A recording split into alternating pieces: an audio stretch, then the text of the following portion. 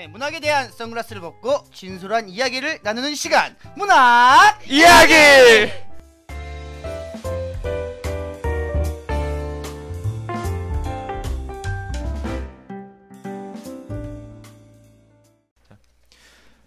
자, 문학 이야기 두 번째 시간이 됐는데 일단은 한번 자기소개를 하고 가는 걸로 해야 될 것 같아. 1, 2학번 정재입니다. 13학번 임정은입니다. 안녕하세요. 공구학번 멋진 남자 전창우입니다. 14학번들이 속겠다.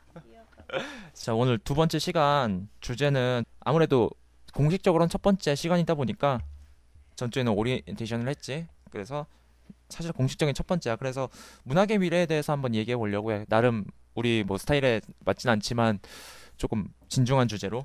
네.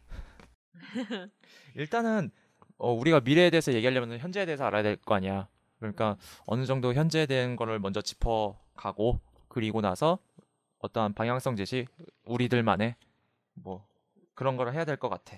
그래서 일단은 맨 마지막에는 그런 식으로 할 거야. 앞으로 이제 이 문학이라는 게 사실 어떻게 살아남아 갈지, 어떻게 변화해 갈지, 뭐 그런 것들에 대해서 조금 우리끼리의 해답을 좀 내놓으려고 해. 일단은 문학의 미래를 얘기하기 전에 현재의 문학이란 뭘까에 대해서 한번 얘기해 보자고. 일단은 요즘에는 사실 미디어가 많으니까 다른 미디어도 많고 뭐 영화라든지 음악이라든지 사실 문화라는 게 옛날에 비해서는 좀 다양성이 많아졌으니까. 그래서 사실 현재 우리가 보는 책들도 잘 안 사보잖아. 솔직하게 얘기하자고 잘 안 사잖아. 네. 사실 서점 갈 일도 별로 없고. 그래서 요즘에는 보면은 책도 조금 간편화돼서 이북도 조금씩 나오는 추세야, 요즘 들어서. 그래서 일단은 과연 이 어떤 물리적인 책과 이북 이것부터 먼저 좀 얘기해야 될 것 같아. 다들 이런 거에 대해서 어떻게 생각해? 과연 이제 물리적인 책이 완전히 사라질까? 완전히 사라지고 아니면 이북만이 남을까? 아니면 뭐 같이 공존해 갈까? 뭐 이런 것들을 생각해 봐야겠는데 각자의 한 의견을 한번 얘기해 보자.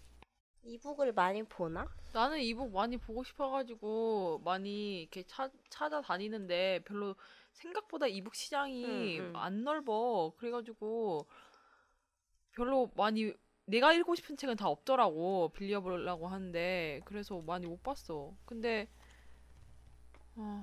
나 같은 독자들이 좀 더 많다면은 점점 넓어지긴 할 건데 아직까지 물리적인 책이 좀 더 수요가 많은가 봐.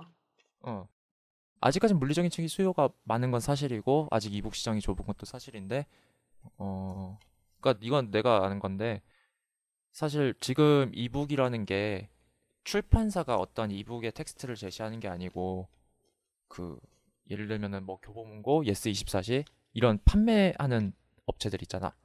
이런 업체들에서 리더기도 사실 다 다르더라고. 이북 리더기도 다르고.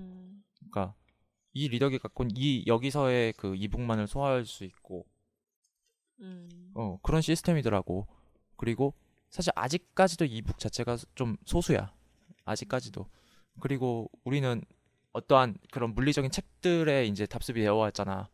그렇기 때문에 그런 데에 노출돼 있으니까 어떻게 보면 그게 더 편하기도 하고 그런 거 같긴 한데 그래서 일단 우리가 얘기해야 되는 거는 지금은 아직 소수지만 과연 이게 발전을 할까라는 예, 일단 지금 어차피 우리가 핸드폰에 들어있는 용량이라는 거를 우리가 지금 텍스트에 쓸 이유가 없어. 영화 집어넣기도 바쁘고 음악 집어넣기도 바쁜데 뭐하는 놈이 이북이야. 난 솔직히 아직까지도 난 종이 냄새를 맡는 걸 광분하는 사람으로서 발전 뭐 가능성 이런 거 따져보는 건 이전에 마음에 안 들어. 뭐야? 근데 구태여 따지자면은 이북이 가능성이 없는 건 아니지. 근데 이제 운반성이라든가 이런 걸 따져보면 좋은 부분이 있는데 나는 이게 그러니까 즐기는 독서보다는 좀 실용적인 독서 쪽으로 빠질 거라는 예감이지. 그러니까 뭐 교재로 쓰든가 뭐 그런 쪽으로 써지면서 뭐 이북에 탑재되어 있는 이제 음성 지원 기능 이런 거 활용해서 뭐 영어 교재 뭐 이런 쪽으로 쓸 테지. 이거를 구태여 내가 이걸 핸드폰 들고 다니면서 이거에다 뚫려져야 쳐다보고 있겠느냐. 난 이건 아니거든. 눈 아파. 나는 이게 이북이 아무래도 기기랑 기술이랑 결부된 거니까 그 뭐 핸드폰이 발달하고 좀 더 화면도 커지고 좀 더 눈도 안 아프게 되고 막 그러면은 훨씬 발전할 수 있다고 생각해. 그리고 나 같은 그냥 이 내 개인적인 사심으로는 많이 발전했으면 좋겠기도 하고 사심. 갑자기 생각났는데 사실 아까 얘기했던 이북의 장점은 그런 거지. 휴대성, 편리성.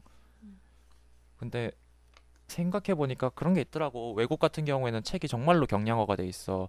우리나라 같은 경우에는 이제 뭐 양장본이라든지 그런 식으로 돼 있잖아. 그러니까 되게 조그만한 책이야. 거의 뭐 수첩 같아. 근데 걔네들은 이게 들고 다니기 편하고 들고 다니면서 뭐 읽고 하더라고.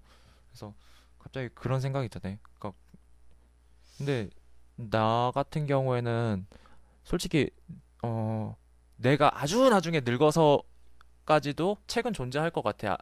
근데 그때쯤 되면 아마 내 생각에는 그래. 이북이 조금 더 많이 대중화되지 않을까 생각을 해. 근데 이제 선결 과제는 이제 그런 거지. 리더기의 통합이라든가 그런 것들이 있긴 한데 그렇게 생각을 해.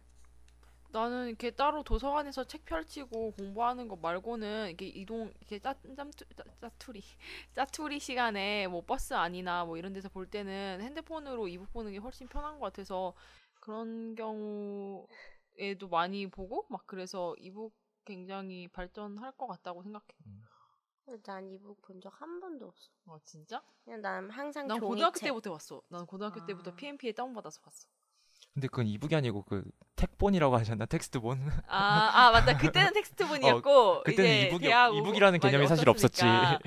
그러고 나서 이제 대학 들어오고 나서는 이북으로 갈아타고. 그 화면으로 글을 읽는 게 너무 힘든 것 같아. 그러니까 메모 같은 것도 잘 못하고 그런 불편함은 있지. 근데 그 뭐지? 아이패드.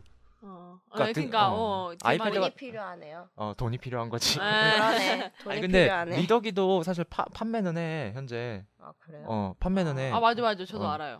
근데 저는 좀 눈이 덜 아프나? 화면도 크고 그래. 막 그리고 사전 같은 것도 제공되고. 사전도 제공되고 그다음에 보면은 일단은 기능 자체가 이북화돼 있으니까 이북에 초점이 맞춰져 있으니까 좀 보기는 편해. 그러니까 폰트도 조절할 수 있고. 맞아. 여튼간에 일단은 이거는 어떻게 보면 물리적인 미래잖아. 되게 문학 쪽이긴 한데 이제 좀 상업적인 부분 그리고 어떠한 모습 이제 사실 생각해 보면은 미래에 우리는 책장을 넘기지 않고 손가락을 이렇게 밀고 있겠지 화면을. 되게 나 같은 경우는 이제 만화 쪽을 많이 연구한단 말이야. 내가 그림도 취미로 이렇게 하고 있어가지고. 근데 이제 그쪽에 보면 스캇 맥클라우드라는 이제 좀 전설적인 이론가라는 사람이 있어요. 그 사람이 어떤 작품들을 했냐면 이제 만화의 미래라는 걸로 해가지고 종이상에 송출되던 그런 매체가 어떻게 디지털 상황에서 변신하느냐 이런 부분을 좀 다뤄준 적이 있거든. 기존에 있던 만화는 이제 수직으로 이렇게 계속 내려가면서 컷이 이어지는 형식이었다면은 거기서는 아예 컷의 연결 방식이 입체적으로 바뀌어 버리는 거야. 이게 움직이는 방향에 따라서 종횡과 3차원까지도 이렇게 넘어다니는 방식으로 만화가 전개되는 그런 거를 실제로 프레젠테이션으로 보여준 적이 있어. 난 그걸 보면서 어느 정도는 소설 같은 경우에도 그런 식으로 이 좀 글이라는 게 어떻게 보면은 상당히 평면적인 건데 그거를 한번 어떻게 입체적으로 이렇게 표현해 나갈 수 있는 그런 가능성도 있지 않은가. 예컨대 이제 예전에 소설에서는 하나의 결론과 하나의 전개만이 이렇게 준비되지만 미래형의 소설에서는 이제 서사 방식이 하나로 끝나지는 않을 것 같다는 그런 예감도 들더라고. 그러니까 우리가 갖고 있었던 종이라는 매체의 한계로 인한 소설이나 기타 문학 작품의 한계를 그 어떤 인터넷이나 매체 발달을 통해서 극복할 수 있을 거라는 느낌, 그런 게 좀 희망적으로 느껴지는 부분이 있었어. 되게 새로운 의견이긴 한데 상당히 좋은 의견인 것 같고 또 다른 의견 있는 사람? 내가 이렇게 지금 감으로 느끼고 있던 생각을 네가 너무 논리정연하게 말해가지고 되게 놀라워하고 있었어. 그러면은 할 얘기 없어? 일단 뭐 되게 물리적인 얘기를 해봤는데 그렇다면은 이제 문학과 시소설, 뭐 수필, 에세이 뭐 상관없이 그러니까 우리가 근데 어차피 기본적으로는 시소설을 많이 하니까 기본적으로 문학하면은 생각나는 게 그런 것들이니까 한번 그러면은 이런 문학에 대한 지금까지 좀 흐름 같은 걸 한번 보자.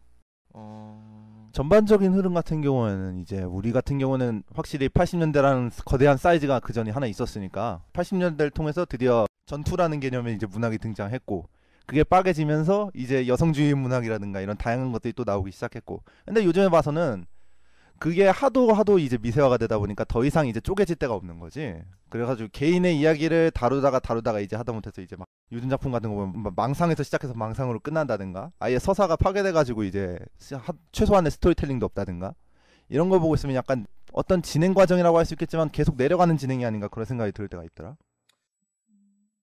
근데 사실 서사가 아예 없진 않지. 왜냐면 망상이라고 해도 그 망상 그런 안에 건 예전부터 있지 않았나? 어? 그런 글은 예전부터 항상 있지 않았나? 그런 거는 예전부터 항상 있었어. 항상 있었는데, 그러니까 항상이라기보다는 그러니까 종종 존재해 왔어. 근데 요즘 들어서 이제 좀 그게 어떠한 트렌드화 되지 않았나 싶어. 근데 그건 있어. 망상 안에도 분명 서사 자체는 존재해. 근데 예전처럼 뭐 기승전결이 뚜렷하다거나 아니면 시간의 흐름대로만 흘러간다거나 하는 것들. 그러니까 그런 것들이 좀 파괴된 거지. 그런 그 점이 되게 나는 아쉬운 건데 일단 고전적인 서사의 기승전결이라는 거는 굉장히 위대한 원칙이거든? 우리는 이걸 찬양해야 돼요. 이거는 뭐야 인류 역사 이래로 모든 작가들이 계속해서 참조해왔던 위대하기 짝이 없는 발상이었다고. 일본 만화에 나오는 비평가 같아. 여튼간에 뭐 하여튼 그런 스타일들이 있는 거지. 그리고 어쨌든 간에 그거는 우리가 시간이 해결해 주는 문제고 왜냐면 독자들이 봤을 때 이게 좋은 거면 꾸준히 갈 거고 그건 시간의 문제 같고 물론 이제 거기에 대한 의견은 낼 수 있지 우리가. 여튼간에 일단 그러면은 여기서 이제 파생되는 이야기로 그걸 한번 얘기해 보고 싶어. 지금 현재 우리가 문단에서 보면은 기존의 소설은 장편이었잖아. 연재 장편 기본이었잖아. 그게 나중에 묶여서 장편 소설집으로 나오는 거고. 근데 요즘에 보면은 사실 원래 시 자체는 원래 짧았으니까 변화가 거의 없는데 소설 같은 경우에는 장편보다는 단편 위주로 돌아가고 있잖아. 예를 들어 청탁을 그러니까 문예지 같은데 청탁을 받게 되면 단편을 내게 되잖아. 보통 대부분이. 그러니까 예를 들면 나는 그렇게 생각해. 독자들의 그런 니즈를 맞추기 위해서 왜냐면 요즘에는 지금 당장에 딱 보고 끝나야 되는 거잖아. 사실 그걸 언제 기다려? 사람들이 기다리는 건 드라마밖에 없어. 요즘에. 그렇잖아. 신의 선물. 일단 트면 뺨을 때리기 때문에. 정답. 그렇잖아. 드라마 말고 기다리는 게 뭐가 있어? 웹툰 있겠구나. 그렇지. 그렇지. 12시만 기다려. 매일 밤 12시만 되면 매일 밤 12시만 기다리고 있어. 여튼간에 그러니까 사실 웹툰 자체도 보면은 기다리긴 기다리는데 다음 이야기를 기다리는 거, 새로운 이야기를 기다리는 거지. 실질적으로는 스토리 자체는 거기 하루에 딱 끝나잖아. 웹툰 같은 경우에도. 그리고 드라마도 어떤 사건이 물론 이어지는 사건이야. 드라마는 조금 이제 연결고리가 있는 사건이긴 한데 어떠한 큰 사건들이 그날 하루에 딱 터져서 그게 되는 거잖아. 그게 이제 맞물려 가면서 거대한 스토리가 되는 건데 일종의 지금 그래. 그래서 이런 보통 사람들의 그런 니즈는 그런 거지. 되게 간편한 거. 인스턴트 형식. 그렇기 때문에 이제 장편 소설도 나는 단편화가 되어 간다고 생각하는데 이거에 대한 생각들을 한번 얘기해 보는 것도 좋을 것 같아. 그러니까 단편 위주의 지금 트렌드가 되어 가잖아. 그런 것들. 이제 얕은 지식이라서 뭐라 말을 못하겠지만 세계에서도 요즘에는 이제 단편 소설이 유행한다고 합니다. 뭐 이거랑 그렇다고. 그래? 그러니까 전반적으로 그래. 개인적으로 단편 소설 별로 안 좋아해서. 왜? 그냥 그러니까, 항상 단편 읽으면 그 결말이 뭔가 지지부진하게 끝난다? 요새 단편집들이 더 그런 것 같아요. 뭔가 끝이 그런 책을 읽어서 그랬는지는 잘 모르겠는데 계속 그런 느낌이었어. 읽은 것마다. 단편 읽으면은 뭔가 짧은 데서 주제를 전달하려고 하다 보니까 약간 주제를 강요하는 느낌이 들어서 되게 싫던데. 뭐 무슨 책을 읽느냐에 따라 다르겠지만. 단편 소설 갖고 있는 중요한 점은 이제 그것이 플롯 하나로 압축이 된다는 거죠. 캐릭터, 배경, 묘사 다 잘라내고 난 다음에 플롯 하나 압축시키는 겁니다. 그게 이제 고전적인 좋은 단편 소설의 흐름이었고 뭐 마지막 이스라든가 이런 거에서도 캐릭터의 어떤 세부적인 내용이 들어간다기보다는 임팩트 있게 어떤 것이 문제냐 이거면 딱 잡아주고 있잖아요. 지금 생각해보니까 난 되게 복잡한 걸 좋아하는 것 같아. 거미줄처럼 얽히고 설켜 있는 거. 이번에 그 정유정 28 그것도 되게 재밌게 읽었었는데 그것도 막 그냥 여튼간에 뭐 그건 기호 차이일 수 있어. 분명 기호 차이일 수 있고 내 생각엔 그런 것 같아. 일종의 어떠한 주제 문제 같은데, 그러니까 나는 요즘의 흐름을 그렇게 보고 있거든. 그러니까 지금 단편들 중에서 보면은 그러니까 소설 자체도 그렇게 지금 변화하고 있는데 어떠한 문제의식 제기나 어떤 주제를 전달한다기보다는 그냥 요즘 소설들 보면 어떤 상황에 계속 던져놔 주인공들을 계속 던져놔. 그렇잖아. 그러니까 어떤 그런 거지. 그러니까 사실 보여주기가 아니고 어떤 문제 보여주기 그런 식으로. 그러니까 아까도 나 오늘 저기 뭐냐 PPT 안 그래도 발표한 게 있는데 거기서도 이 얘기를 했었어. 거기서 예를 든 게 뭐였냐면은 그 편혜영의 저녁의 구해보잖아. 그러면은 뭐 거기 보면 막 되게 스토리 자체는 간단하잖아. 연락 받고 그 장례식용 화환 가지고 먼 길을 막 갔는데 아직 안 돌아가셨대. 안 돌아가셨는데 이거 어떻게 갖다 줘? 그러니까 그 근처에서 막 있는데 갑자기 트럭이 빵 하고 사고가 나. 그리고 막 불에 타고 있는데 그거 보면서 주인공이 그동안 계속 죽음이라는 건 다른 사람의 일이었는데 갑자기 내 근처에 그런 게 오니까 그때 딱 느껴지는 그런 느낌들? 그냥 그런 걸 얘기하는 거잖아. 그 소설에서. 그러면서 이제 막 그게 오니까 갑자기 주인공이 전화해가지고 고백을 하는 그러니까 그런 모습들을 보이는데 그게 어떠한 주제의식을 전달한다기보다는 이걸 보여주고 너는 어떻게 생각해? 이런 느낌들이 많은 것 같아 요즘에는. 시츄에이션을 던져주고 난 다음에 반응을 해주는 거지. 근데 이제 그 시츄에이션은 항상 인간이 예전에 겪어본 적이 없었던 것, 겪어봤더라도 사소하게 넘어갔을 것, 그런 부분들을 중심으로 해서 요즘 문학이 구성되고 있는 것 같습니다. 좀 미시적인 이야기가 많지. 네. 여튼간에 사실 그런 거지 요즘에. 근데 나는 이게 되게 좋은 방향이라고 생각하는 편이야. 이런 것들이 그냥 단순하게 문제만 보여주는 식으로. 왜냐면은 독자의 참여를 요구하는 거잖아. 그러니까 옛날같이 뭐 정말로 기승전결 딱딱딱딱 해가지고, 물론 여기 기승전결 천양자가 있기는 하지만은 그러니까 어쨌든 간에 뭐 예스. 권선징악 막 이런 식의 주제 있잖아. 그러니까 대표적으로 그러니까 어떤 강요하는 주제가 아니고 우리가 생각할 수 있는 주제잖아. 나는 그런 게 좋은 것 같고, 사실 요즘에 시 같은 경우에도 내가 느껴지는 그런 감정들이나 그런 것들을 생각하는 거잖아 사실은. 그러니까 나는 그게 되게 좋은 방향이라고 생각해. 그런 거 자체는, 그런 어떠한 문제 보여주기 이런 거는. 근데 난 그런 거 읽을 때마다 작가는 이 문제에 대해서 어떻게 생각하나? 그러면은 그 생각을 결말로 좀 보여줬으면 좋겠는데 이런 생각도 하는데. 근데 이제 우리가 생각할 건 그거지. 아까 말했듯이 보여줬으면 좋겠다라는 니즈도 있는 거잖아. 근데 난 그게 장편이라고 생각하거든. 그런 부분들이. 장편들은 어떤 그런 보여주기 하면서 이러한 해답법들도 있다라고 이렇게 격가지를 치듯이 보여주잖아. 이렇게. 그래서 그게 장편의 역할이라고 생각하고, 단편은 단순하게 보여주기, 짧게. 그런 역할이라고 생각해 나는. 근데 이제 여기서 생각해야 될 건 그거지. 장편 소설이 좀 우리하고 이제 점점 멀어지고 있다는 느낌? 쉽게 접할 수는 없잖아 단편처럼. 예를 들어서 그렇잖아. 내가 사서 봐야 되고 그렇다 보니까 좀. 도서관이 있잖아요. 아니 그러니까 요새 얼마나 잘 돼. 도서관 근장한다고 모든 지금. 책이 다 있어. 모든 책이 다 있다고 찾는 건 다 있어. 장사네. 도서관 많이 이용하세요 여러분. 그럼요. 책을 읽읍시다. 책을 읽읍시다. 학술 나한테 정보관자. 오면 책도 찾아드림. 이렇게 일자리는 생성되고. 그래. 근데 참 신기한 게 있어. 베스트셀러는 물론 이제 단편집도 있는데 대부분 장편집이야. 또 그러네. 그치. 네.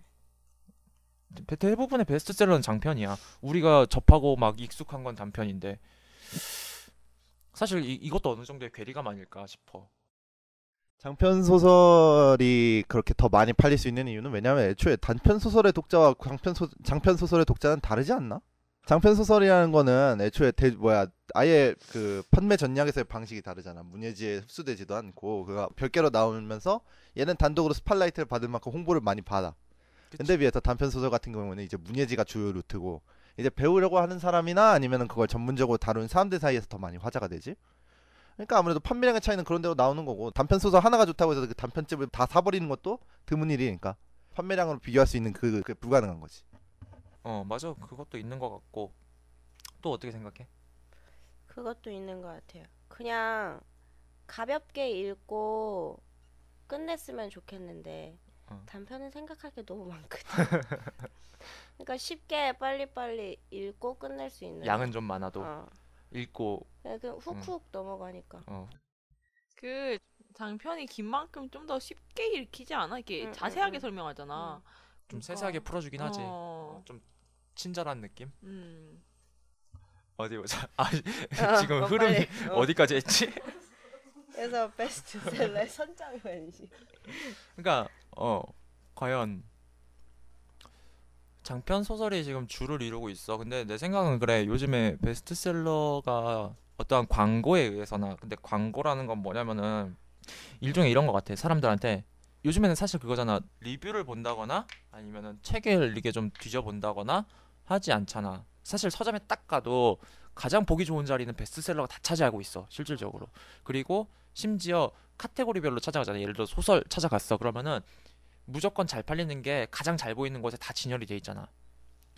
그래서 내가 굳이 이걸 찾아가서 보겠다라고 하지 않는 이상은 찾기가 좀 힘들지.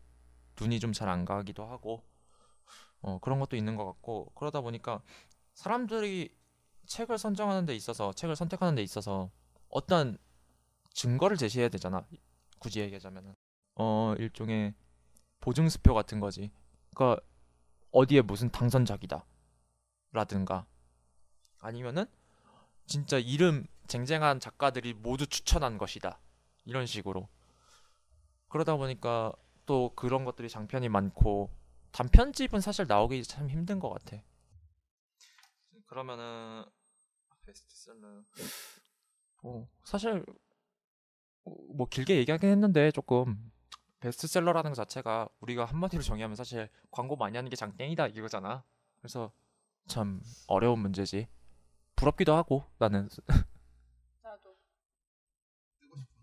아니 뜨고 싶다기보단 돈이잖아 돈. 그게 더... 그 베스트셀러 밑에 책 있으면 좋지. 아니 봐봐 지금 김별아 씨 있잖아. 소설가 김별아 씨. 옛날에 미실이 뭐였냐면은 세계문학상 제1회 세계문학상 당선작이거든. 당선금으로 얼마 받아 할게. 1억 받았어. 1억 받았고 거기에 그래서 당선 1억 원 당선작 하면서 광고를 때리고 그 다음에 이게 베스트셀러에 오르고 미실은 또 드라마로 만들어졌어요. 그 판권이 얼마야? 상을 받아야 돼 상을. 그리고 이거는 뭐 여담이지만은 그래서 그분은 캐나다 가셨지. 내 로망이다. 그래서 이민? 이민은 아니고 캐나다 가서 좀 사시다가 그러시다가 다시 돌아오셨는데 무슨 책을 쓰셨지? 하여튼 뭔 책을 썼어. 근데 별로 관심은 못 받았어. 근데 이제 그 김별아 씨 같은 경우에는 이제 앞에 항상 소개가 뭐가 붙냐면은 미실의 저자야. 떼어놓을 수가 없어 항상. 그래서 부러워 사실. 1억 원이라니. 아니 팔자 폈지만 데뷔한 순간에 이미 그 자신의 최정상을 찍었다는 게 정말 가슴 아프지 않나? 아니 근데 본인은 되게 열심히 하셔. 게 어디야? 못 찍는 사람도 수두룩한데. 아니 나는 뭐 딱 상대적으로 비교해서 남보다 최정상에 올랐다 이거 말고. 아니 근데 나 자신의 최정상. 이후로 어떤 작품을 내도 내가 그때만큼의 평가는 다시 받지 못할 것이다. 사실 평가도 좋긴 한데 평가 받으려고 우리가 쓰는 건 아니니까. 좋다. 나 이런 마음 배우고 싶다. 그러니까 지금도 열심히 쓰셔. 책 꾸준히 내고 계셔. 얼마 전까지도 책 내셨던 걸로 아는데 일종의 팬덤이 생기기도 했는데 뭐라고 해야 되지? 이분은 그러니까 이 사람 같은 경우에는 좀 독자들의 외면도 받았지. 왜냐면은 좀 사람들이 그런 게 있어. 좀 잔인한 부분이야. 그러니까 군중의 잔인함이지 이거는. 어느 정도 이제 저 사람은 돈도 많이 이제 벌었고 뭐 했다. 그러면 외면받기 십상이야. 대부분 좀 그렇잖아. 이게 딴 얘기 좀 딴 얘기로 넘어갔는데 어쨌든 다시 돌아오자. 다시 돌아와서 그렇다면은 어떠한 이제 스타일에 대해서도 한번 얘기해 보자. 스타일에 대해서. 그러니까 소설이든 시든 뭐 전반적으로 예를 들면 그런 거지. 비근한 예로 그때 당시 08년도, 09년도 막 이럴 때 있잖아. 아니다. 그 더 전이구나. 한 04년도쯤 되겠다. 한동안 그 시 쪽에서 미래파라는 얘기 많이 했잖아. 권여공 씨가 이제 평론하면서 이제 미래파라는 단어를 쓰기 시작했잖아. 좋지 남장 여자 시코쿠. 아 진짜로 그런 시가 있습니다. 아니야, 시집 제목이야 그게. 남장 여자 시코쿠. 여장 남자 시코쿠. 미안. 나도 헷갈렸어. 그 책 표지도 되게 빨개. 그러니까 그때 당시 미래파라고 했던 그때 당시 또 어떤 흐름이 어땠냐면은 제목도 되게 파격적인 게 많았고 방금 얘기했듯이 여장 남자 시코쿠라든지 아니면 피터레비 저격 사건 그게 시집 제목이야. 뭐 그런 식으로 좀 파격적인 것들도 많았고 되게 어떻게 보면 그러니까 그 전부터 모던한 시들은 존재해왔고 뭐 기영도 때도 되게 그로테스크하고 그렇다라는 얘기를 많이 했었는데 그 계속 발전해 온 거지. 일종의 나는 미래파라고 정의하는 걸 좀 싫어해. 나는 근데 굳이 이제 얘기가 나왔으니까 하자면은 그것도 어떠한 발전 형태로 보는데 이 보면은 되게 뭐 정말로 가장 현대화돼 있는 근데 구분이 되게 애매해서 사실은 어떠한 모양새를 갖췄다라고 얘기하기 뭐하지. 황병승 같은 경우에는 뭐 미래파 같은 경우는 어느 정도는 이제 시적인 내용보다는 그 컨셉이 좀 셌지. 그러니까 나는 처음에 황병승의 사진을 본 거 아직도 기억을 하고 있어요. 진짜 이건 병적인 퇴폐미가 그득해요 얼굴에. 다크서클에다가 막 얼굴은 삐쩍 말라가지고 왜 막 얼굴 골격 같다 드러나지. 그래? 아니 이거는 정말로 이건 정말이지 여장 남자 시코쿠를 쓰지 않으면 안 되는 그런 얼굴을 갖고 있었다고. 자, 이거는 한 개인의 의견이었습니다. 저희와는 전혀 상관없음을 알립니다. 전반적인 미래파의 이미지가 이거랑 굉장히 맞아 떨어졌어. 난 걔들이 굉장히 섹시하다고 평가하거든. 인물들이 개성이 있었어요. 시인들이. 아니 그런데 나는 좀 그런 것도 있는 것 같아. 왜냐면 미래파라고 사실 정의할 수가 없어. 그냥 권여공 씨가 평론 쓰시면서 본인이 그냥 정의해버린 거니까 어떠한 뭐 자료도 없이, 그러니까 축적된 자료도 없이 그렇게 본인 스스로가 정의한 거기 때문에 나는 물론 권여공 씨 평론은 정말 좋아. 물론 시도 쓰시는데 나는 이건 내 개인적인 건데 사실 평론 쓰셨으면 좋겠어. 그냥 계속 그냥 거기 계세요. 아니 시를 못 쓴다는 건 아닌데 평론이 난 조금 더 좋은 것 같아. 좀 더 좋은 것 같고. 근데 그분이 하신 모르겠어. 하여튼 그분이 하셨던 실수가 바로 미래파라는 이야기인 것 같고, 왜냐면은 그때 당시에도 미래파라고 불리는데 불리기 싫어하는 사람과 미래파이길 원하는 사람 막 이렇게 갈렸거든. 어떻게 보면 일종의 줄 세우기지 사실은. 근데 사실 대표적인 사람들이 그 사람들이었잖아. 그 불편이란 동인이 있었어. 불편이라는 동인이 있었는데 거기에 대표적인 사람들이 김경주, 안현미, 김근 이런 사람들이었거든. 대표적인 미래파 주자들이야 이 사람들이. 근데 본인들은 싫어했어. 그 말을. 미래파라고 불리는 걸 싫어했어. 이게 동종업계 종사자의 내부 고발입니다. 사실 김경주 씨 저번 주에도 얘기했지만 내가 경주 형의 시는 서정이야. 기본 근간이 서정에 깔려 있어. 미래파가 아니야. 그들이 말하는.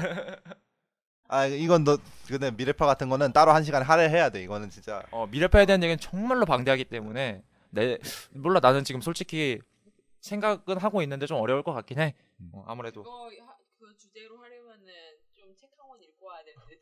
아니 책 시집 몇 권 읽어야 돼. 읽어야 될 듯. 난 빠질래. 야 한두 권으로는 안 돼. 정말로.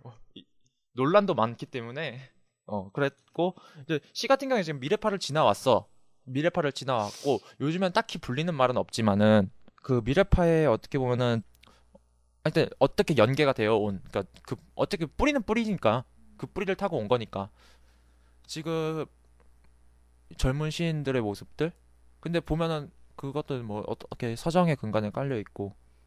그러니까 간단하게 얘기하면 그거야. 사실은 새로운 형식이 나왔는데 이것을 정의할 말이 없었어. 근데 굳이 뭐 정의를 안 해도 돼. 왜냐면은 후대에 알아서 해줄 거니까. 우리가 할 일은 아니잖아. 그러니까 근데 이거를 권영웅 씨가 욕심을 내서 본인이 정의를 땅 하신 거지. 근데 그 여파는 생각을 하셨는지 못 하셨는지 모르겠어. 하여튼 그러니까 그러한 일종의 근데 어떻게 보면 큰 흐름이지 시에서는. 근데 소설에서는 어떠한 스타일이 변했는지 나는 솔직히 잘은 몰라. 여기 소설 전공자표 나인 거야? 나 마지막으로 5년 전에 읽었다니까? 큰일 났네 이거.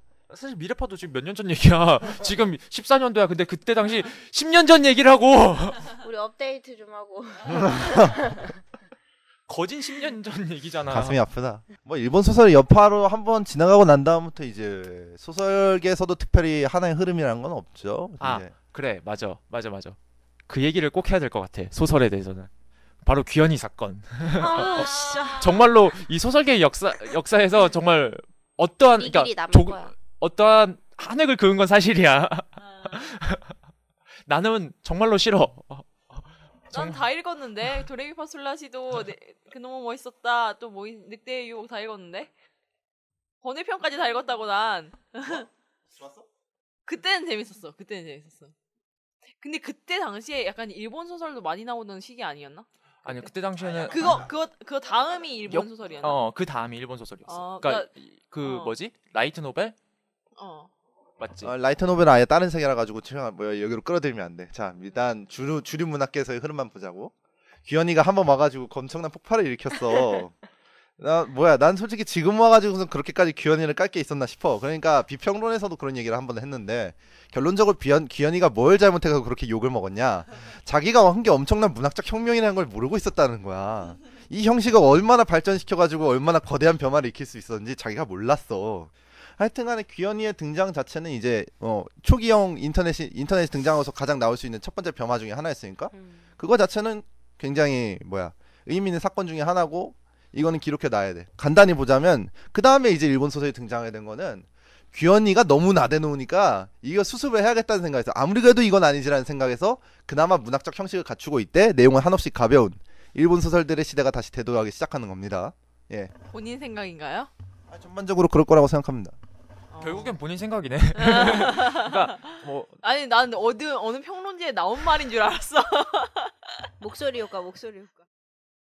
여튼간에 그래 귀현이 사건이 되게 크긴 컸지. 요즘은 아닌데 하여튼 얼마 전까지만 꽤 오래 전에는 뭐 중국에 수출까지 했다는 뭐 그런 소리도 있는데 근데 나는 그거 같아. 사실 욕 먹을 만한 한 부분도 있어. 분명히 존재는 해. 근데 그런 거지. 아까 말했듯이 어떠한 변화의 첫 번째 주자잖아. 실질적으로는. 근데 이건 개인적인 건데 좀 나쁜 예지. 나쁜 첫 번째 주자지 사실은. 그래서 욕을 먹었었고 그리고 좀 그때 당시까지만 해도 좀 문학이 좀 완고했지. 어떠한 형식에 대해서. 근데 그러니까 발전할 수 있는 좋은 예시였는 그러니까 어떠한 예시였는데 시작을 좀 첫 단추를 잘못 깬 것도 사실이고 근데 문제는 뭐냐면은 귀현이 스스로가 그거에 대한 어떠한 행동을 좀 잘못한 거지. 이건 좀 별개 얘기지만 그래서 욕을 더 많이 먹었던 것도 사실이지. 아니 어떤 신진 기술이 발달했으면 그걸로 뽕을 뽑아야지 왜 거기서 멈추냐고요. 근데 나는 오히려 귀현이가 좀 편견 없이 문학을 대했다고 생각하는데 그 전에 완고했던 문학들과 다르게 되게 그걸 가볍게 볼 수 있던 그 시각이랑 그리고 트렌드를 볼 수 있었던 그 시각 자체는 많이 인정받아서 지금 서울예대에서 뭐 무슨 부교수?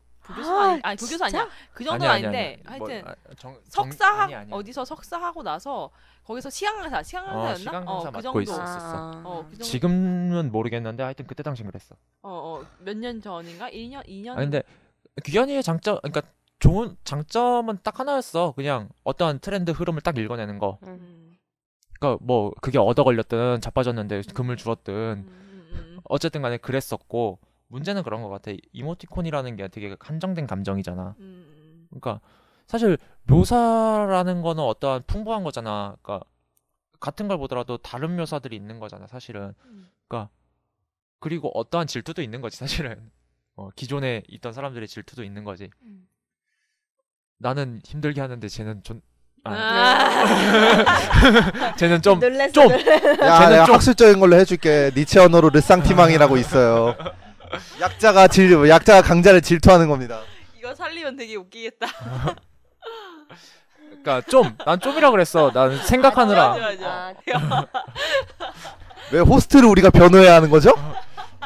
아니 나는 그러니까 좀 이러려고 했는데 생각하느라 말이 끊겨서 그런 거고 당신들이 생각하는 그런 거 아니야. 당신들이 생각이 나쁜 거야. 마귀의 씨인 거야. 어쨌든 간에 좀 질투도 있었던 거지. 나는 어렵게 하는데 쟤는 좀 쉽게 한다. 이런 그런 안 좋은 사고도 깔려 있었던 거고. 어쨌든 간에 그 이후에 아까 얘기했듯이 일본 소설들이 들어왔고, 물론 교보문고 쪽에서 이제 책 그쪽을 담당하는 게 대산문화재단이야. 대산문화재단에서 그 번역 소설, 그러니까 외국에 있는 소설을 번역해서 가져오는 그런 사업을 하고 있어. 주요 사업 중에 하나야 그게. 그래서 그걸 예전부터 기존 그 사업을 계속 해오고 있었어. 근데 이제 그에 더불어서 조금 그 이후에 일본 외에도 다른 쪽 그런 외국 문학이 많이 들어온 것도 있는 것 같아. 사실 예전에는 외국 문학 만나기 좀 힘들었잖아. 응. 근데 요즘엔 넘쳐나는 거지 사실. 정말 많어. 여튼간에 뭐 시, 소설 뭐 좀 흐름 좀 짚어봤고, 어떤 스타일 변화? 흐름의 일부이긴 한데 그런 것도 좀 짚어 나갔고. 그렇다면 이제 우리가 앞으로 이러한 문학적인 것들이 어떻게 변화해 나갈까를 좀 생각해 봐야 될 것 같아. 각자의 해답이라기보다는 각자의 생각? 이건 뭐 결국에는 이제는 이제 어떤 트렌드라는 게 존재할 수가 없으니까 막 그때 이제 고전이 흥하는 분위기면 약간 고전적인 작품도 흥하고 근데 뭐 그거 자체가 트렌드잖아. 패션처럼 이렇게 돌아가게 돼 있어. 그러니까 많은 거 생각 안 하고 그냥 뭐 자기가 쓰고 싶은 스타일을 계속 다양하게 만드는 게 중요한 것 같아. 지금 같은 경우에는 이제 어느 한 방향이 없으니까 어디로든 갈 수 있고, 따라서 매체에 구애받지 않으면서 내가 아까 말한 대로 마마의 미래시계 이런 새로운 문학을 사용하는 사람들도 있을 것이고, 뭐 최근에 보니까 그 트위터를 사용하는 방식으로 소설을 김영하 씨인가? 그 사람 작가가 썼다고 하는데 나는 확인을 못 해봤어. 근데 그런 게 있다더라고. 살인자의 뭐였지? 살인자의 기억법인가? 그 수업에 나왔다네. 하여튼 그런 경우도 있고 하니까 이제는 계속해서 다양한 인간들이 나와야 되고 괴짜들이 나와야 되는 그런 시대인 것 같아. 그래, 하상욱 씨. 맞아. 방금 생각나네. 하상욱 씨. 어떻게 생각해? 트위터 시? 아니 근데 그 사람은 본인을 시인이라고 안 부르더라고. 그냥 시파리. 발음 조심. 그러니까 시를 파는 사람. 알아요. 설명하지 마. 오히려 더 이상해 보여. 아니 그냥 얘기한 거야. 왜? 마귀가 씌었잖아 당신. 맞아. 그 사람 어떻게 생각해? 다들? 그 사람 주요 그거 아니에요? 막 뭐 그 무슨 하상욱 단편 시집 해가지고 무슨 제목 달고 그거가 제일 히트 친 거 아닌가? 빵. 아니 그거 나중에 묶어 나온 거 아닌가? 내가 알기로 그러니까 묶어서 묶어 나온 나온 건데 거. 기존에 네, 막 트위터 이런 데 막 올리던 게. 그죠. 지금 그런 거에 대해서 말하는 거예요? 그러니까 그 사람 그런 것들. 그런 스타일? 그러니까 그런 스타일이라기보다 그 사람 하는 사람밖에 없잖아 지금. 그러니까 그냥 그 사람, 그러니까 그 사람 자체 말고 그 이것과 결부돼서 같이 한번 이제 어떤 거 같아? 좀 좋던데요. 약간 그런 거랑 비슷한 것 같아. 귀연이 볼 때도 쉽게 한다 이랬는데 어떻게 보면 하상욱 진짜 돈 쉽게 번다 이렇게 볼 수도 있겠는데 뭐 지금 시점에서 보면은 그게 트렌드인 거지 뭐. 대단히 발전한 것 중에 하나는 이제는 하상욱이 그렇게 해가지고 날로 돈을 번다는 그런 평가가 없어 사실. 맞아. 이거 되게 신선하다. 이거 되게 공감 잘 간다. 이런 식으로 포인트가 나온단 말이야. 하상욱 초창기에 나왔을 때 이걸 시라고 이런 반응 되게 많았었는데 요새는 그냥 다 받아들이는 분위기. 그러니까 이게 일직선으로 이제 귀현이의 시대는 이제 우리가 일직선이었기 때문에 그 주류에 반하는 것들을 받아들일 수 없었지만 이제 우리 시대에 와서는 어느 방향으로든 뻗어나갈 수 있기 때문에 하상욱도 세계의 일부다라고 우리가 긍정할 수 있는 그런 넓은 마음가짐을 갖게 되었다. 우리가 꽤 관대해졌다. 이런 생각이 드네요. 근데 나이 드신 분들도 그렇게 생각할까요? 안 생각할 것 같아. 연애에다 깨지는 그런 시를 어떻게 이해해? 세대가 다른데. 그래도 캔디팡 이런 건 하잖아.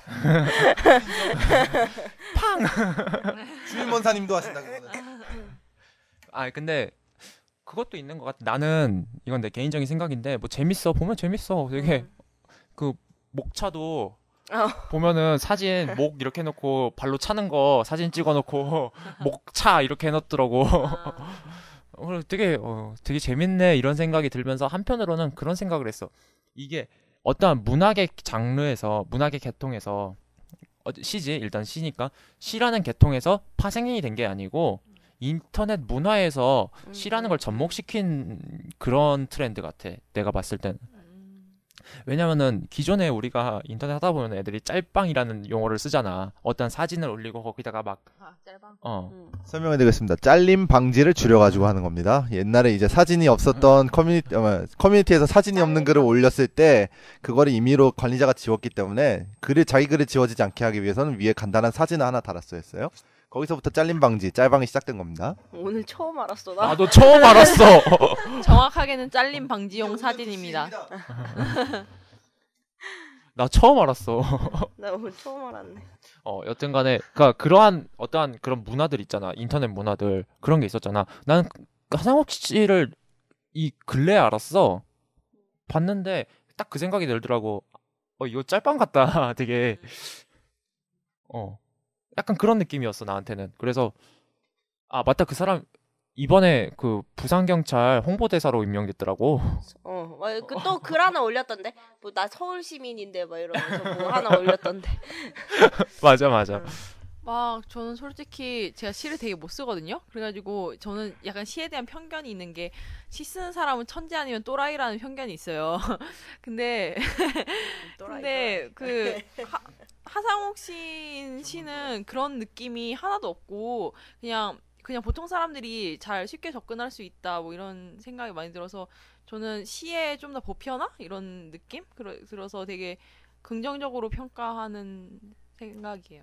나는 좀 그런 생각도 했어. 그러니까 너무 지금 사실 시는 사람들하고 괴리감이 크잖아. 그러니까. 그치?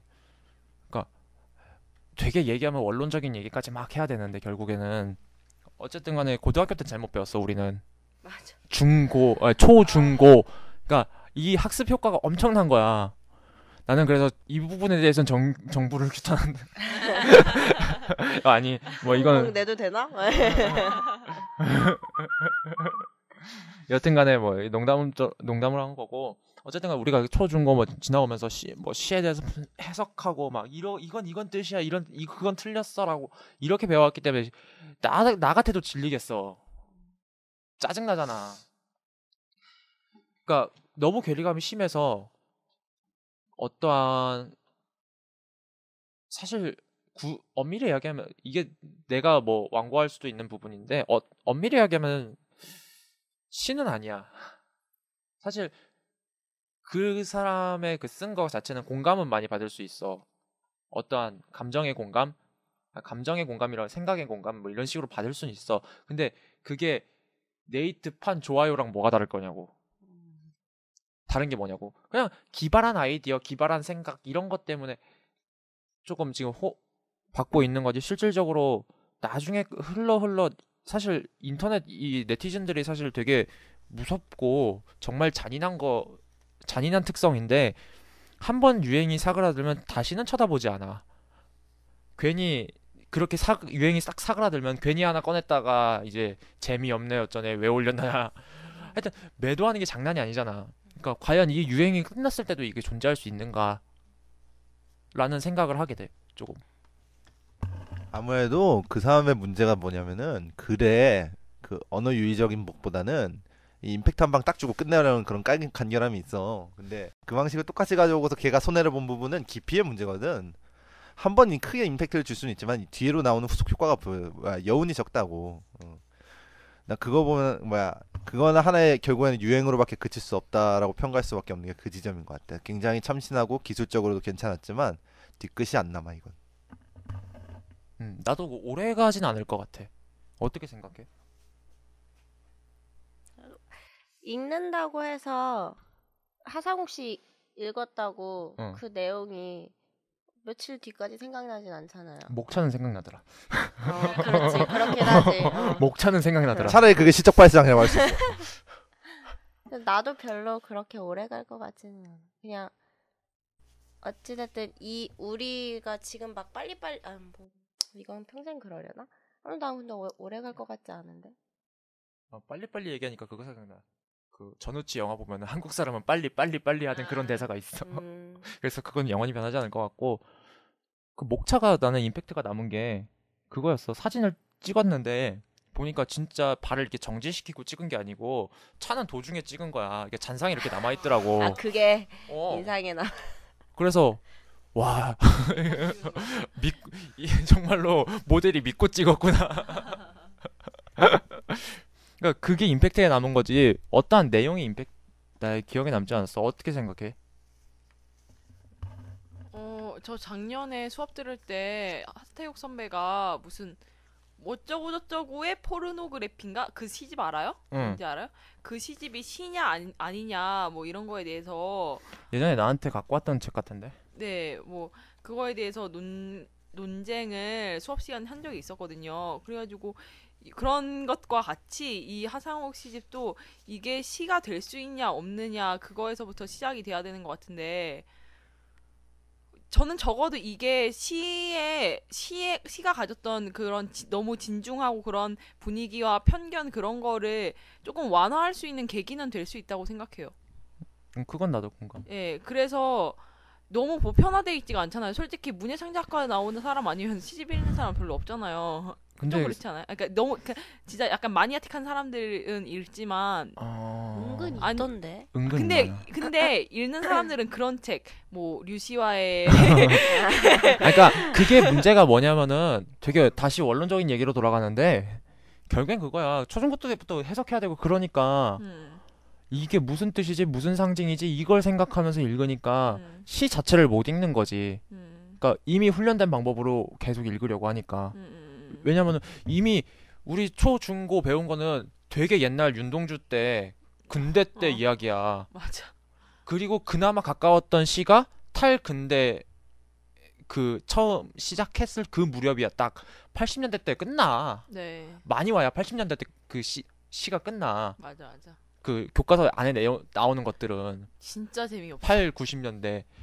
근데 지금 2000년대가 넘어가지고 시는 계속 발전해 왔는데 그렇잖아. 못 따라가는 거지. 이 괴리가 엄청난 거지. 이 간극이 크기 때문에 그런 거고. 좀 흥분했는데 여튼간에 나는 이거 되게 개인적인 건데 난 그게 되게 멍청한 거라고 생각해. 왜냐면은 그건 시를 떠나서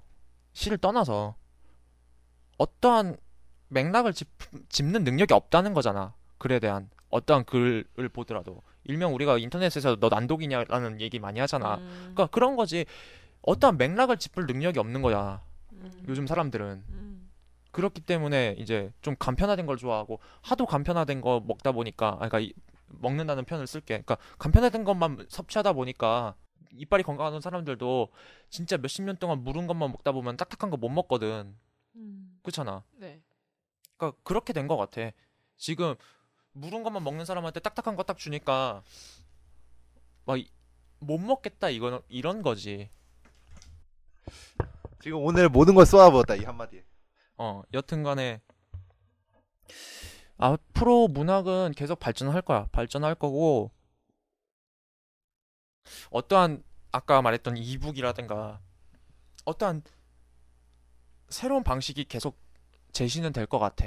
아까 얘기했던 하상욱, 옛날로 보면 귀현이 뭐 이런 식으로 계속 그렇게 될 것 같고 요즘에 보면은 그 우리나라의 그런 소설들 번역을 외국어로 번역을 해서 수출을 하더라고 많이. 그러니까 기존 우리 순수문학 같은 경우에도 그래서 계속 어떠한 변화를 시도는 하고 있어. 근데 그게 되게 느린 거지. 느린 거고 어쨌든 간에 나는 어떤 새로운 방식들이 계속 접목될 것 같고 아까 얘기했던 어떠한 이북처럼 아까 얘기했던 웹툰처럼 뭐 무언가 그러니까 아이패드 안에 뭐 책이 있다든가 그러니까 뭐 그런 식으로 많이 살아남을 것 같고 사실 이미 내가 너무 많이 얘기했는데 하여튼간에 하여튼간에 그런 식의 뭐 새로운 방식이 도입될 것 같아. 나 그 외에는 뭐 다른 생각. 그 이야기를 찾는 거는 인간의 본성이니까 저도 어떤 식으로든 남을 거라고는 생각하고 네 기술적인 거랑 결합이 되면 좀 더 살아남는 법을 기술이 가르쳐 줄지도 모르겠다 약간 이런 생각도 들고 다른 사람 한마디 해야지. 배고파요. 어쨌든 간에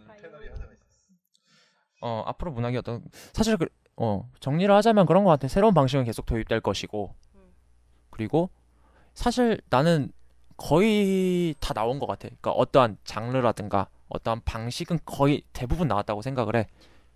정말로 말도 안 되는 짓거리 빼고는 사실 어떠한 양식, 어떠한 그런 구성 이런 것들은 다 나왔다고 생각을 해. 이제 남은 것들은 어떠한 장르와 장르가 섞이는 그런 것들. 그거 있잖아. 갑자기 생각이 안 나네. 용어가 원소스 뭐지? 원소스 멀티유즈. 요즘에 새로 나온 용어고 어떠한 장르와 장르 결합을 하는 거잖아. 영화도 그렇고 영화는 조금 더 자유롭지. 왜냐면은 영화 자체가 여러 장르가 섞인 그런 예술 형태니까.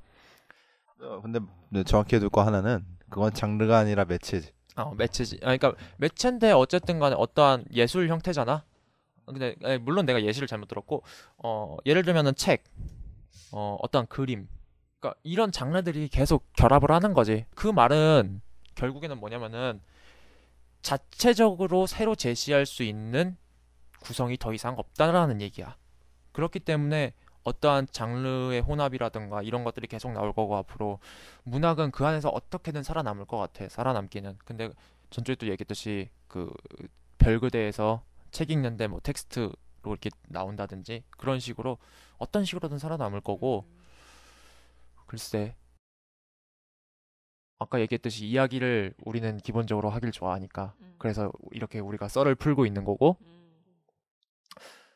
그래서 나는 사실 우리 때는 안 없어질 것 같아. 일단은 우리 때 새로운 건 뭔가 크게 새로운 건 나올 것 같지 않고 아직은 우리는 계속 열심히 하고 이걸로 잘 살고 했으면 좋겠어. 잘 먹고 살면 되지 뭐. 잘 먹고 살면 되지. 나까지만 먹고 살면 돼. 그리고 이제 사실 되게 오지랖을 떨었어 우리가. 앞으로 문학이 어떻게 살아남아야 되나 오지랖을 떨었는데 결국에는 그냥 썰 풀기 위해서 한 소리고 사실은 제일 좋은 거는 문학이 어떻게 살아남는 건 중요하지 않아. 우리가 하고 싶은 게 뭐고 하고 싶은 거 하면 되는 것 같아. 다들 일단은 우리가 할 얘기는 다 한 것 같고 오늘 어땠는지 각자 한번 얘기해 볼까? 좋았어요. 그렇게 말고요. 그럼 뭐 어떡해요?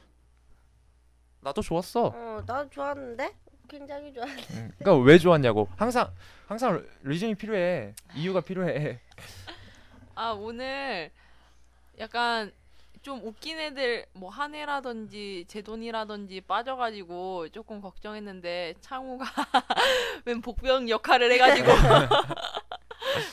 되게 굉장히 신선했고 좋은 말로 내가 그리고 한혜랑 제돈이는 줄바타 세울 거야. 농담이고. 계속해. 나 되게 솔직히 나도 문창과 치고 책 그렇게 많이 읽는 편은 아니라서 솔직히 말할 때 약간 어려움 겪긴 했는데 그냥 어떻게 아는 지식 모아서 말하니까 말은 되는 것 같아서. 티끌 뭐 대단이지 뭐. 짜투리 긁어 어떻게 하다 보니까. 이제부터 읽어야지. 나 읽을 책이 산더미인데 지금. 그래서 오늘 좀 자극받아서 오늘 저기 도서관 가서 책 좀 읽다가 가려고. 난 밥부터 먹으려고. 그렇죠. 동감. 밥을 먹어야 하지. 앞으로 정기적으로 이 자리에 나와가지고 여러분들께 합류된 그 풍부한 지식과 교양과 시적 미학의 세계로 여러분들 초대하고 싶군요. 오늘 이미지 좀 잘못 잡은 캐릭터 잘못 잡은 얘 것 캐릭터 같아. 잘못 잡은 것 같아. 나 방송용하고 비방송용이 따로 있어서 그래. 밖에 가면 난 이래봬도 젠틀한 사람입니다. 하여튼간에 비웃었어. 네, 비웃었어. 다 비웃었어 지금 다 비웃고 있어. 예, 하여튼간에 뭐 처음 와봤는데 뭐 생각보다 그렇게 안 돌아가는 건 아니고 일단 레귤러 멤버들이 오늘 다 놀러 가버려가지고 제가 제대로 안 둔 것도 있으니까 아니 근데 아니, 다음 주에 총싸움 한번 하고 다다음 주에 와가지고 다시 한번 엎어보겠습니다, 여러분. 어쨌든 간에 오늘 근데 사실 요즘에 날씨가 갑자기 추워져가지고 다들 나도 오늘 지금 감기 걸려가지고 지금 컨디션이 많이 안 좋은데 지금 쟤도 애들 지금 빠진 애들도 좀 몸 상태가 가서. 아프고 먹고 살기 바쁘고 했는데 맞아, 먹고 살기 너무 힘드네요. 여튼간에 각자 뭐 오늘 각자 뭐 다 좋았다고 하니까 난 그렇게 믿을게. 나 진짜 좋았어요. 나 진심을 다해서 좋았어. 진심을 다해서 표현을 해봐. 진심을 다해서 정말 좋았다고. 지금 하는 말만 봐서는 굉장히 소울리스해. 완전 좋았어. 여튼간에 자 이렇게 오늘 두 번째 문학 이야기 공식적으로는 첫 번째 이렇게 이야기를 마무리해봤는데 자 그러면은 우리는 이제 밥을 먹으러 갑시다. 예. 자 다음번에도 만났으면 좋겠네요. 여러분 다음 주에 다시 만나요. 야 이거 잘라라.